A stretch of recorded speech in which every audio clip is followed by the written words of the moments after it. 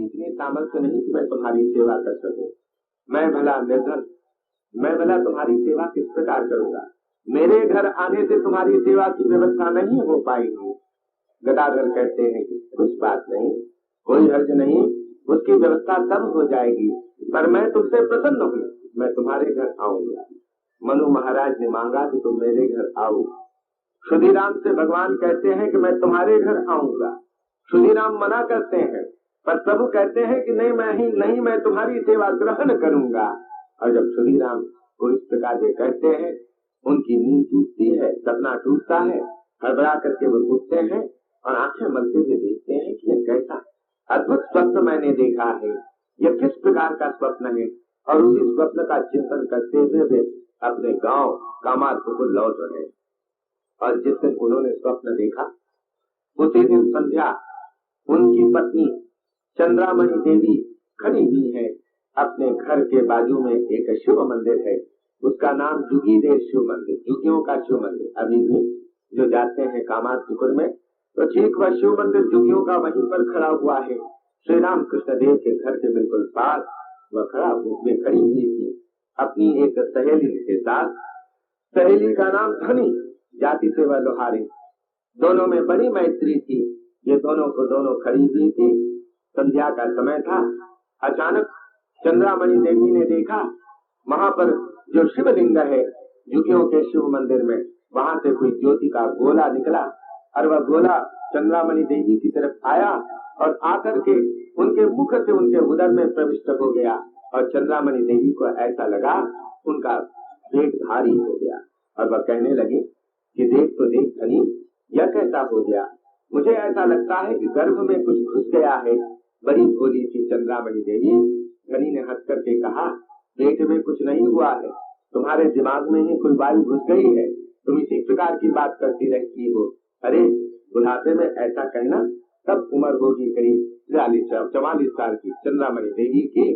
धनी ने हंस करके बात को टाल दिया और यह भी कह दिया कि देखो तुमने मुझसे कहा तो कहा, पर और किसी से नहीं कहना, नहीं तो कोई कुछ गलत समझ लेगा। और देखो इस प्रकार की बात किसी से कहनी नहीं चाहिए, वह तुम्हारे मन का भ्रम हो सकता है। पर धनी, यह मेरे मन का भ्रम कैसे हो, मैंने अभी ही तो उस तेज पुंज गोले को अपने भीतर प्रविष्ट करते देखा है और जिस समय से वह मेरे भीतर प्रविष्ट हुआ है मुझे ऐसा लगता है कि मेरे गर्भ में कुछ आ गया है, ऐसा मुझे अनुभव आ रहा है। धनी ने फिर भी चुप कराने की कोशिश की कि ठहर जाओ, तुम्हारे पति को आने दो, उनसे तुम बातें कर लेना और फिर उसके बाद जैसा उचित हो तुम मुझसे कहना। बात आई गई हो गई। कुछ दिनों के बाद लौटते हैं क्षुदिराम अपनी तीर्थ यात्रा से। रात्रि में पत्नी ने पति के पास अपना अनुभव बताया कि उस समय संध्या का समय था, मैं खड़ी हुई थी और ऐसा एक तेज पुंज मानो ज्योति का गोला मेरे पेट में प्रविष्ट हो गया है। तब से मुझे ऐसा लगता है कि मेरे गर्भ में कुछ आ गया है। किस दिन की बात पूछा क्षुदिराम ने। चंद्रामणि देवी ने उस दिन की बात बता दी और तब नेत्रों से अश्रु झरने लगे क्षुदिराम के, क्योंकि वह तो वही दिन था जिस दिन उन्होंने सपने में भगवान गदाधर को देखा था। जब गदाधर कह रहे हैं कि मैं तुम्हारे घर पुत्र के रूप में आऊंगा, और जब क्षुदिराम कह रहे हैं नहीं प्रभु मैं तुम्हारी सेवा नहीं कर सकता, तुम मेरे घर आकर के केवल करते ही तो पाओगे, मत आओ। जहाँ पर भक्त मना कर रहा है, भगवान नहीं मानते हैं। क्षुदिराम ने कहा नेत्रों से आंसू भराते हुए, किसी प्रकार की चिंता न करो, साक्षात भगवान गदाधर अपने घर आने वाले हैं, मेरा ऐसा अनुभव हुआ है। और इसीलिए जब श्री राम कृष्ण का जन्म होता है उसके ठीक 9 महीने के बाद तो उसका नाम गदाधर ही रखते हैं। श्री राम कृष्ण का बचपन का नाम गदाधर था। तो यहाँ पर अद्भुत है, एक ओर प्रभु को बुलाया जा रहा है और दूसरी ओर प्रभु जब कहते हैं कि मैं आना चाहता हूँ तो मानो भक्त कहता है कि मत आओ।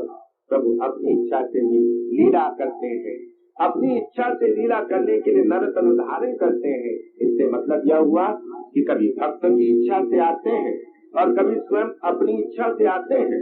और अपनी इच्छा से कब आते हैं, जैसा गीता में उन्होंने प्रतिज्ञा की है, यदा यदा हि धर्मस्य ग्लानिर्भवति भारत अभ्युत्थानम् अधर्मस्य तदात्मानं सृजाम्यहम् परित्राणाय साधूनां विनाशाय च दुष्कृताम् धर्म संस्थापनार्थाय संभवामि युगे युगे। यह जो प्रतिज्ञा है भगवान की, यह शाश्वत प्रतिज्ञा है। यह कोई केवल गीता में कृष्ण की प्रतिज्ञा नहीं है, बल्कि यह साक्षात परमात्मा की प्रतिज्ञा है, जो चिरकाल के लिए सत्य है कि जब भी धर्म की ग्लानि होती है, जब भी अधर्म बढ़ जाता है, तो उस अधर्म को दबाने के लिए और धर्म को प्रोज्वल करने के लिए, और उसी प्रकार साधुओं के परित्राण के लिए, और जो असाधु हैं, जो पापी हैं, उनका नाश करने के लिए मैं युग युग में अवतीर्ण होता हूँ। यह जो भगवान ने प्रतिज्ञा की है, उस प्रतिज्ञा का वे निर्वाह करते हैं, या तो भक्त की कामना को माध्यम बना करके, या फिर स्वयं अपनी इच्छा से स्फूर्त होकर के। जब वे श्री राम के रूप में आए, तब तो भक्त की कामना को माध्यम बना करके उन्होंने रूप धारण किया, और जिस समय वे श्री राम कृष्ण के रूप से आए, तब अपनी इच्छा से स्फूर्त होकर के इस वचन को पूर्ण करने के लिए नर रूप धारण करते हैं। यह प्रभु है और आते हैं। तो ये जब आते हैं, तो इन्होंने तो कह दिया कि मैं पापियों का नाश करने के लिए, दुष्टों का नाश करने के लिए आता हूँ। ये जो दुष्टों का नाश करते हैं, तो यह दुष्टों का नाश किस प्रकार होता है? जैसे श्री राम के जीवन में हम देखते हैं, हम ऐसा कहते हैं कि वे आए थे भगवान रावण का वध करने के लिए, उन्होंने कुंभकर्ण का वध किया। तो क्या केवल रावण का वध करने के लिए ईश्वर का अवतार हुआ? ईश्वर इतना कष्ट सहन करे, मानव तन धारण करे, एक रावण नामक व्यक्ति का विनाश करने के लिए? और क्या यह भी सत्य है कि एक रावण नामक व्यक्ति का विनाश हो जाए तो जीवन से पाप निकल जाएगा, दुष्टता जीवन से निकल जाएगी? यह क्या सत्य है? यह बात तुलसी कहते हैं सत्य नहीं है कि राम केवल रावण का वध करने के लिए आए हो, यह बात सत्य नहीं है। तो राम किस लिए आए? भगवान जो नरतन धारण करते हैं श्री राम के रूप में, क्या इसलिए आते हैं कि एक रावण का विनाश करना या उसका वध करना है? यह तुलसी का तात्पर्य नहीं। ये प्रभु एक रावण नामक व्यक्ति का विनाश करने के लिए मनुष्य रूप धारण करेंगे, यह तुलसी का अभिप्राय नहीं। यदि रावण का ही वध करना उद्देश्य होता तो कितने लोग थे जो रावण का वध कर सकते थे? आप पढ़ते हैं रामचरितमानस में कि बाली ने रावण को पराजित किया, यहाँ पढ़ते हैं। और बाली ने पराजित किया कैसे? युद्ध हुआ, दोनों का द्वंद्व युद्ध हुआ। रावण तो बड़ा ही वीर और शूर था, बड़ा योद्धा था, बाली भी कमजोर नहीं था। दोनों में जब द्वंद्व युद्ध होता तो बाली रावण को पराजित करता है। थोड़ी देर के लिए रावण मूर्छित होकर के गिर जाता है, और तब बाली ने सोचा कि देखो मैंने रावण को पराजित कर दिया है, पर यदि बाद में मैं विश्व के समक्ष कहूँ कि मैंने रावण को पराजित किया है, तो लोग मेरी बात शायद नहीं मानेंगे, कहेंगे कि वाह रावण कितना वीर, और बाली उसको पराजित करे। संभव है कि लोग मेरी बात का विश्वास न करें। इसके लिए बाली ने एक उपाय सोचा, और उसने क्या किया? रावण को जब मूर्छित उसने धरती पर पड़ा देखा, तो रावण को वह उठा लेता है, और हम पढ़ते हैं कि अपनी बगल में वह दबा लेता है, और 6 महीने तक अपनी बगल में दबा करके संसार में वह घूमता है। वह प्रमाण पत्र लेकर के घूम रहा है कि देखो मैंने रावण को हरा दिया है। मानो बाली अपने प्रमाण पत्र को किसी प्रकार खोना नहीं चाहता है। अब इसे विडम्बना यह है कि 6 महीने तक रावण तो बड़ी मजे की नींद सोया होगा, क्योंकि उसे डर नहीं है गिरने का। उसे मालूम है कि बाली मुझे बचा करके ही रखेगा, मुझे बगल से गिरने नहीं देगा, प्रमाण पत्र खो न जाए, इसकी चिंता बाली को बहुत है। तो 6 महीने तक रावण ने तो नींद का आनंद लिया होगा, पर 6 महीने तक बाली न सो सका होगा कि कहीं प्रमाण पत्र मेरा खो न जाए, कहीं गिर न जाए। संसार से कहे कि नहीं तुम रावण को कैसे हरा सकते हो, इतना बली है, इतना वीर है। यह बाली हरा देता है। और यदि केवल रावण का वध या रावण को हरा देना ही उद्देश्य होता, तब तो बाली के द्वारा हरवा देना था। जो बाली रावण को हरा देता है, वह बाली क्या रावण का वध नहीं कर सकता? फिर क्यों नहीं किया? फिर दूसरी बात तो हम पढ़ते हैं कि बलि के यहाँ पाताल लोक में बालकों ने रावण को बांध दिया था, और यदि रावण का वध ही कराना था तो बलि के द्वारा करा दिया होता। फिर हम पढ़ते हैं कि का युद्ध हुआ, और उस युद्ध में रावण हार गया। और आप पढ़ते हैं कि कैसे वह युद्ध हुआ। एक दिन नदी में प्रविष्ट होकर के, जल में प्रविष्ट होकर के रावण पूजा कर रहा है। एक हाथ में शिवलिंग है, दूसरे हाथ से वह पूजा कर रहा है। अचानक देखता है कि जोरों से पानी की लहर आती है और एकदम पानी की लहर उसकी पूजा को बहा करके ले जाती है। बड़ा उसे क्रोध आया कि कैसे पानी की लहर अचानक आ गई, पानी का वेग कैसे बढ़ गया, नदी के जल में यह बाढ़ कहाँ से आ गई। तो वह नदी के उद्गम की ओर जाता है। जाने पर वह देखता है थोड़ी दूर के बाद कि वहाँ पर सहस्त्रबाहु अपनी पत्नियों के साथ जल विहार कर रहा है। अपनी सहस्त्र भुजाओं से जल के वेग को वह रोक लेता है और जब हटा देता है अपनी भुजाओं को तो जोरों से पानी का वेग बढ़ता है।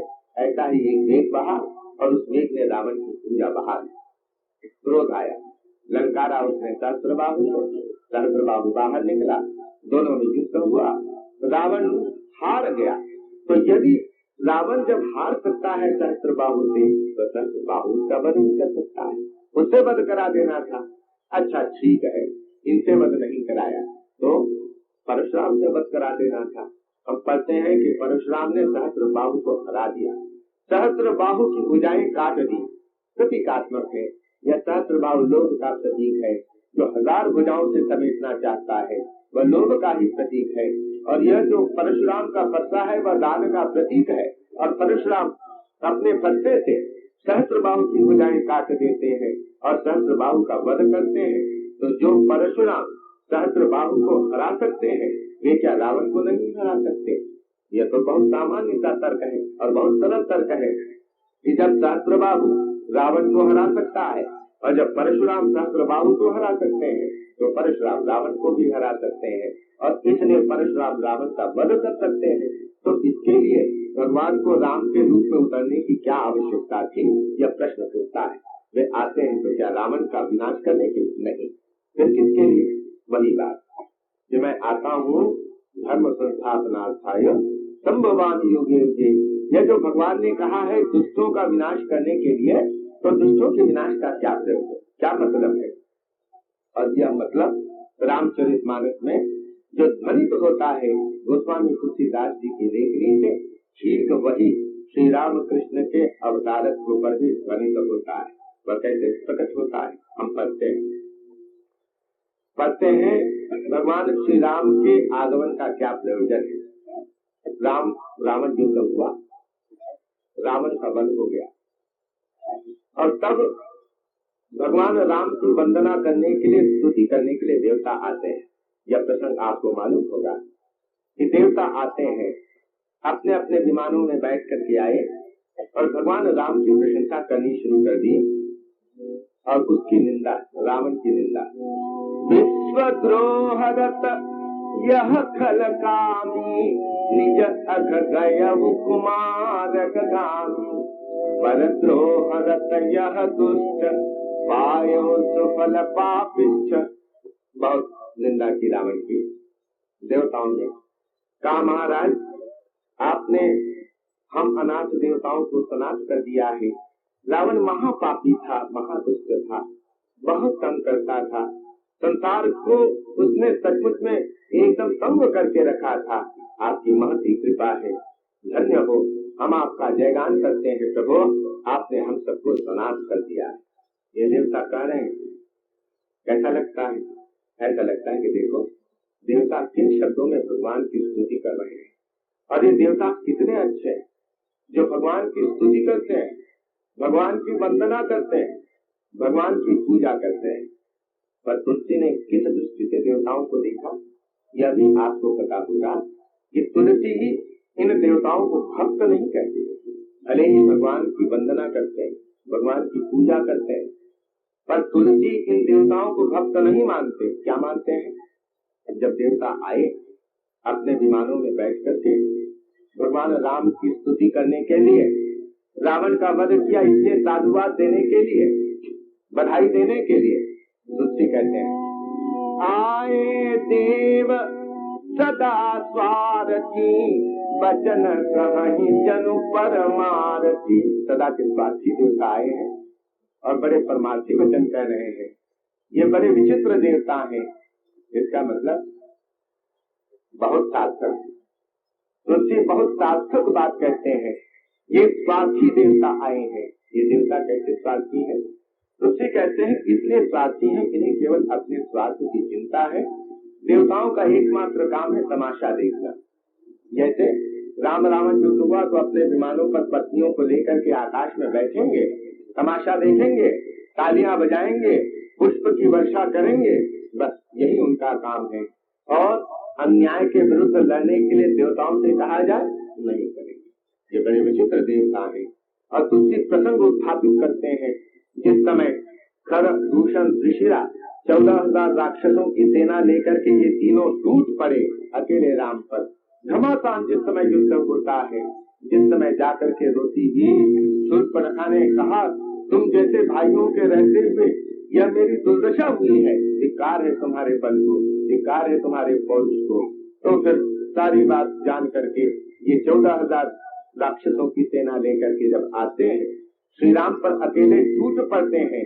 घमासान युद्ध होता है, राक्षस माया भी है, जिस समय माया करते हैं देवता आए, रुचि चित्रण करते हैं। देवता आ गए, आकाश में अपने यानों पर बैठे हैं और वहां से कहते हैं बड़ा विषम युद्ध है, बड़ा विषम युद्ध है। एक ओर केवल अकेले श्री राम और दूसरी ओर 14,000 ये राक्षसों की सेना, या अन्यायपूर्ण युद्ध है। तुलसी कहते हैं कि अरे मूर्खो, अगर तुमको इतनी ही संवेदना है श्री राम के प्रति तो तुम लोग तो 14,000 से भी संख्या में अधिक हो, तुम लोग नीचे उतर क्यों नहीं आते? श्री राम का पक्ष क्यों नहीं लेते? राक्षसों से लड़ते क्यों नहीं? अगर तुमको यह अन्यायपूर्ण युद्ध दिखाई देता है तो तुम लोग उतर आओ, श्री राम का पक्ष ले लो, राक्षसों का विनाश करने में उनकी सहायता करो। पर देवता वह नहीं करेंगे, वह काम नहीं है। ये तो या तो बधाई दे देंगे, ऊपर से पुष्प की वर्षा कर देंगे। यह तात्पर्य है तुलसी का। हमें भी लोग होते हैं ना, बहुत से लोग होते हैं, अन्याय के संबंध में हम बड़ी कल्पना करते हैं। हम ऐसे अच्छे लोग, समाज में अच्छे माने जाने वाले लोग, सद्वृत्ति संपन्न माने जाने वाले ऐसे 5-6 लोग एक जगह खड़े हैं और आपस में कुछ बातचीत कर रहे हैं। इतने में हमने देखा 2 गुंडे वहां पर किसी को सता रहे हैं और आपस में हम लोग कहते हैं कि भाई देखो कैसा कैसा जमाना आ गया, दिन दहाड़े गुंडे किसी को भी तंग करते हैं। देखो तो सही, वह बेचारा तो निरीह है और उसको ये गुंडे सता रहे हैं। आपस में हम गाली देंगे, शासन की व्यवस्था को गाली देंगे, सबको गाली देंगे, जमाने को गाली देंगे। और अगर कोई आ जाए और कहे अरे भाई तुम तो इतने जब भरे मानस हो, तुम लोग तो 6 लोग हो और वे तो गुंडे केवल 2 हैं, तो जाकर के तुम अन्याय का प्रतिकार क्यों नहीं करते? उन गुंडों को पकड़ करके उनकी अच्छी मरम्मत कर दो। नहीं बाबा, पानी में रह करके मगज से बैर करना। अरे हमारे ही मोहल्ले में रहते हैं, हमारी भी बहु बेटियां हैं, मालूम नहीं किस समय क्या कर डाले। ये जो हम लोग हैं, हम लोग ऐसे ही हैं। अन्याय के विरोध में बहुत बातें तो करेंगे, पर जहाँ पर अन्याय होता है उसका प्रतिकार नहीं करेंगे। हम लोग स्वामी विवेकानंद की भाषा में गुडी लोग हैं। हम लोग हैं, अच्छा अपने को दिखाने का प्रयास करते हैं। लोग हमें अच्छा कहें, सज्जन कहें, बस उतना ही। अन्याय का प्रतिकार करने की हमें क्षमता नहीं। हमारे भीतर में जो अच्छाई है वह एग्रेसिव नहीं, वह आक्रामक नहीं है। जैसे समाज में बुराई आक्रामक होती है, वैसे ही स्वामी विवेकानंद कहते थे कि इस भलाई को भी आक्रामक होना चाहिए। जैसे बुरा आक्रामक होता है वैसे ही अच्छे को भी आक्रामक होना चाहिए। पर हमारी जो भलाई है वह तभी भी है, वह आक्रामक नहीं है। और इसीलिए हम अन्याय का प्रतिकार कर नहीं पाते। गुंडे अन्याय करते हैं और हम चुपचाप देख लेते हैं। ये देवता वैसे ही। जब राम रावण युद्ध हो रहा है, एक समय ऐसा आ गया, तुलसी चित्रित करते हैं कि देवता आ गए आकाश में यानों में बैठ करके। राम रावण युद्ध हो रहा है, एक ऐसा क्षण उपस्थित हो गया जब पता नहीं चलता कि श्री राम जीतेंगे या रावण जीतेगा। और उस समय ये देवता विकल होकर के जोरों से चिल्ला पड़ते हैं, जय जय जय करी। कहते हैं तुलसी जय हो जय हो जय हो करके चिल्ला पड़ते हैं और वहां से पुष्प छोड़ देते हैं, पुष्प बिखेरते हैं, पुष्प की वर्षा करते हैं। पर तुलसी कहते हैं कि देवता बड़े चतुर है, वे जय हो तो कहते हैं, पर किसकी जय हो वह नहीं कहते। बड़े विचित्र देवता हैं। इसका मतलब क्या? तब तो नीचे उतर करके उसे ही बधाई देनी पड़ेगी और कहना पड़ेगा महाराज हमने जो ऊपर में जय हो किया था, हमने तो आपका ही जयगान किया था, हम भला राम का जयगान कर सकते हैं? और रावण ने जब क्रोधित होकर के कहा होता, मूर्खों बातें बनाते हो, हमारा अगर तुमने जयगान किया था तो तुमने पुष्पों की वृष्टि राम पर क्यों की? महाराज, हमने तो फूल आप पर ही बरसाए थे, पर पवन का झोंका आ गया, हम क्या करेंगे कि फूल व कुछ झोंका राम की ओर उड़ा करके ले गया, पर हम राम का जयगान कैसे कर सकते हैं? और यदि राम जीत गए तो जाकर के कहेंगे, महाराज हम क्या रावण का जयगान कर सकते हैं? हम तो आपकी ही जय गा रहे थे, हमने तो पुष्प आप पर ही बरसाए थे, पर रावण की तरफ यदि पुष्प चले गए तो वह तो पवन के झोंके के कारण चले गए होंगे, पर हमने तो आपका ही जयगान किया था, हमने आप पर ही पुष्पों की वृष्टि की थी। ये देवता है तुलसी की दृष्टि। देवता कहते हैं जो अपनी जेब में सब प्रकार का झंडा रखते हैं, जो झंडा सत्ता में आता है उस झंडे को निकाल लेते हैं और कहते हैं हम तो आपके ही पताकाधर हैं, आपके ही झंडे के पीछे चलने वाले हैं। यह चुटकी है देवताओं पर। यह तुलसी कहते हैं ये देवता है, और इसीलिए जब देवता आकर के भगवान श्री राम की वंदना करते हैं तो तुलसी को प्रसन्नता नहीं होती। हम में से बहुत से जो भक्त हैं न देवताओं के समान भक्त हैं। हमारी जो भक्ति है वह देवताओं के समान की भक्ति है। हमारा जो धर्म भाव है देवताओं के समान का धर्म भाव है। देख करके तो ऐसा ही लगता है देवता बड़े धार्मिक हैं, बड़े भक्त हैं, पर हमारी भक्ति, हमारी धर्म भावना देवताओं के समान है। यह तुलसी का कथन है। और इसीलिए यहाँ पर जो कहा गया किसके लिए आते हैं? क्या इसलिए जैसे देवताओं ने वंदना की, प्रभु आपने अवतार ग्रहण किया, इस दुष्ट रावण का वध किया, तो एक रावण का वध करने के लिए भगवान अवतार धारण करेंगे? अरे नहीं, बोल बात यह क्या है? एक रावण का वध करने के ईश्वर का अवतार लेना पड़ेगा, तो फिर क्या है? फलित होता है। देवता देखते हैं कि देखो यहाँ पर ब्रह्मा जी आए हैं, सब लोग आए हैं श्री राम को साधुवाद देने के लिए, बधाई देने के लिए, पर शंकर जी तो नहीं दिख रहे। एक देवता ने कहा हो न हो, आखिर में उनका प्यारा शिष्य मारा गया है, तो प्यारे शिष्य के मारे जाने का दुख तो है ही। अब जिस व्यक्ति ने उनके शिष्य को मारा उस व्यक्ति को बधाई देने के लिए कैसे आ सकते हैं? देवता आपस में ऐसी जल्पना कर रहे हैं। तो क्या शिव जी नहीं आते? आते हैं। कब आते हैं? तुलसी चुटकी लेते हुए लिखते हैं, जल्पना उन्होंने की देवताओं ने, स्तुति करी करी सुर चले, चढ़ी चढ़ी रुचिर विमान, देखी सुअवसर राम आये शंभु सुजान। आते हैं, स्तुति करी करी सुर चले, चढ़ी चढ़ी रुचिर विमान, अपने विमानों में चढ़ करके जब चले गए स्तुति करके, देखी सुअवसर राम पह, सुअवसर देख करके राम पर आयु शंभु सुजान। सुजान शंकर आते हैं। भगवान शंकर सोचते थे कि जहाँ अजानों की भीड़ है क्या करते हैं? वंदना करते हैं। भगवान राम से कहते प्रभु आपने रावण का वध करके बड़ा अच्छा कार्य किया। कहते नहीं। फिर दूसरी बात कहते माम अभिरक्षय रघुकुल नायक, हितबर चापर चिर कर सायक, मोह महाघन प्रबल प्रभंजन, संशय विपिन अनल सुर रंजन। माम अभिरक्षय, मेरी रक्षा कीजिए प्रभु, मेरी रक्षा कीजिए। बड़ी विचित्र बात है। रावण मारा गया है, मेघनाथ का वध हो गया है, कुंभकर्ण नष्ट हो गया है, कोई ऐसा निशाचर बाकी नहीं है जो बल संपन्न हो। शंकर जी कहते हैं कि मेरी रक्षा कीजिए, मेरी रक्षा कीजिए। किससे रक्षा की प्रार्थना कर रहे हैं? जो लोग संसार को ताप तप्त करते थे, डराते रहते थे, उन निशाचरों का वध हो गया है। तो शंकर जी किससे रक्षा की प्रार्थना करते हैं? किससे उन्हें डर है? बस यह प्रश्न है। तो यह प्रश्न उठाया, भगवान शंकर किससे डरे हुए हैं या किससे रक्षा की प्रार्थना वे करते हैं? तुलसी ने विनय पत्रिका में कहा है। वे लिखते हैं कि रावण क्या है? वे लिखते हैं कि रावण है मोह, मोह दशमौली, श्रद्धात अहंकार, कामार्जित पाकारजित काम विश्रामहारी। ये जो मेघनाथ है वह काम है, कुंभकर्ण है वह अहंकार है, और रावण है मोह है। ये तीन प्रतीक है। और तुलसी का तात्पर्य यह है, भगवान शंकर कहते हैं कि प्रभु आपने एक रावण का विनाश किया है, इसलिए मैं आपकी वंदना नहीं करूंगा। एक रावण का विनाश किया, उससे संसार की समस्या तो हल होने की नहीं।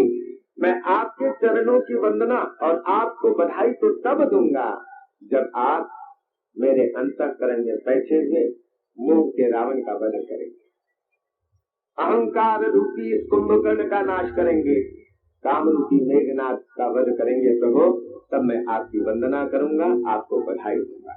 यह तुलसीदास की दृष्टि है। और वे यह मानते हैं कि प्रभु राक्षसत्व का विनाश करने के लिए, राक्षसत्व का विनाश करने के लिए हमारे भीतर में जो भिन्न भिन्न प्रकार के अवगुण होते हैं, उन अवगुणों का विनाश करने के लिए प्रभु आए थे। और इसीलिए प्रार्थना करते हैं प्रभु, शिव जी प्रार्थना करते हैं कि जब आप मेरे भीतर के राक्षसों को नष्ट करेंगे, तब मैं आपको बधाई दूंगा, आपका मैं जयगान करूंगा। ठीक यही दृष्टि वे रखते हैं हनुमान जी के माध्यम से। हनुमान जी लंका जला करके आए, वानरों ने जान सकते हैं, आप समझ सकते हैं कितना उत्साह दिखाया। और जब वे प्रभु के पास आते हैं, प्रभु बड़े प्रसन्न होते हैं, हनुमान जी को आशीर्वाद देते हैं और फिर कहते हैं कि कपि कह कपि रावण पालित लंका कहीं दुर्ग अति बंका। रावण का जो दुर्ग था, तुमने किस प्रकार से उसे नष्ट किया है, यह मैं जानने के लिए बड़ा उत्सुक हूँ। बड़ी प्रशंसा करते हैं। और जब प्रशंसा करते हैं तो हनुमान जी क्या करते हैं, सुनि प्रभु बचन बिलोकि मुख गात हरति हनुमंत चरण पन्यु प्रेमाकुल त्राहि त्राहि भगवंत। जब प्रशंसा की भगवान राम ने हनुमान की, हनुमान जी क्या करते हैं, सुनि प्रभु बचन बिलोकि मुख गात हरति हनुमंत चरण पन्यु प्रेमाकुल त्राहि त्राहि भगवंत।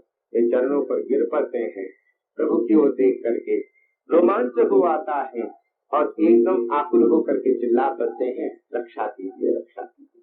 बिल्कुल वही भाव कि किस लिए प्रभु नर रूप में आए हैं, उसको प्रदर्शित करने के लिए यहाँ पर कहा गया त्राहि त्राहि। तात्पर्य प्रभु से प्रार्थना के स्वर में कहते हैं हनुमान जी, किसी ने कहा कि हनुमान जी से, हनुमान जी प्रभु ने तो आपकी प्रशंसा ही की और आप व्याकुल होकर के उनके चरणों पर गिर पड़े, क्या तात्पर्य। तो हनुमान जी का एक दृष्टिकोण यह था, जिसको मैं पहले भी एक बार कर चुका हूँ, पर इस प्रसंग में फिर से दोहरा देना आवश्यक समझता हो जाता है। लोग प्रशंसा करते हैं, जब लोग प्रशंसा करते हैं तो फिर उसके मन में अभिमान आता है, अहंकार आता है, और जब अहंकार आता है तो उसके बाद वह गिर ही पड़ता है। यही तो संसार में क्रम है कि कोई अच्छा काम हो गया, लोगों ने प्रशंसा की, प्रशंसा के बाद उसमें अहंकार आया और अहंकार आया तो उसमें पतन होता है। तब ठीक है कि लंका जलाने का कार्य प्रभु ने शरीर के द्वारा करा दिया, अब साक्षात वे ही प्रशंसा कर रहे हैं, तो इससे मुझे लगा कि अब भीतर में तो अहंकार आएगा ही, और जब अहंकार आएगा तो उसके बाद तो गिरना पड़ेगा ही, और जब गिरना ही पड़ेगा तो मैंने सोचा कि भगवान के चरणों में क्यों न गिर पड़ूं, जहाँ गिरने से गिरने का डर ही समाप्त हो जाता है। इसलिए चरण पर प्रेमाकुल होकर के चरणों पर गिर पड़ा। यह तुम्हारे प्रश्न का उत्तर है। बहुत ठीक है हनुमान जी, चरणों पर गिरने का आपने बड़ा सुंदर उत्तर दिया, पर यह तो बताइए कि आपने त्राहि त्राहि कहा, रक्षा कीजिए रक्षा कीजिए। आपने लंका में कभी रक्षा करने की प्रार्थना तो नहीं की थी, आप तो चारों तरफ निशाचरों से घिरे हुए थे, पर हमने तो ऐसा नहीं सुना कि आपने भगवान को पुकारा होगा वहाँ पर, जब चारों ओर आप राक्षसों से घिरे हुए थे, और यहाँ पर आप चारों तरफ बंदरों से घिरे हुए हैं, अपने ही लोगों से घिरे हुए हैं, मित्रों से परिजनों से घिरे हुए हैं, और प्रभु सामने हैं और उनके चरण पकड़ करके आप कहते हैं रक्षा कीजिए रक्षा कीजिए। क्या मतलब है, यहाँ पर आप रक्षा की प्रार्थना करते हैं, आप किससे रक्षा चाहते हैं। हनुमान जी ने कहा कि देखो भाई, वहां से ये निशाचर दिखाई देते, आंखों से दिखते थे, इसलिए उन निशाचरों का मुझे कोई डर नहीं था, परंतु यहाँ पर जब मैं अपने स्वजनों के बीच में हूँ, प्रभु सामने है और प्रभु प्रशंसा कर रहे हैं, मालूम नहीं अंतःकरण में निशाचर कहाँ से आ जाए, काम का निशाचर, क्रोध का निशाचर, लोभ का निशाचर कहाँ से पैदा हो जाए, इसको मैं देख नहीं पाऊंगा। जिस निशाचर को मैं देख रहा हूँ उसको तो मैं नष्ट कर सकता हूँ, पर जिसको मैं पकड़ नहीं पाऊंगा वह तो शायद मुझे ही पकड़ लेगा। और इसीलिए मैं प्रभु के चरणों में प्रार्थना कर रहा था, प्रभु जो निशाचर मुझे दिखाई नहीं देते उन निशाचरों से मेरी रक्षा कीजिए रक्षा कीजिए। यह रक्षा करने के लिए जो निशाचर दिखाई नहीं देते उन निशाचरों से रक्षा करने के लिए भगवान आते हैं। इसका मतलब राक्षसत्व का विनाश करने के लिए, इसका मतलब धर्म का संस्थापन करने के लिए, दुष्टों का वध करके, दुष्टता का वध करके, राक्षसत्व का वध करके, नाश करके वे धर्म का संस्थापन करते हैं। इसलिए श्री राम आते हैं।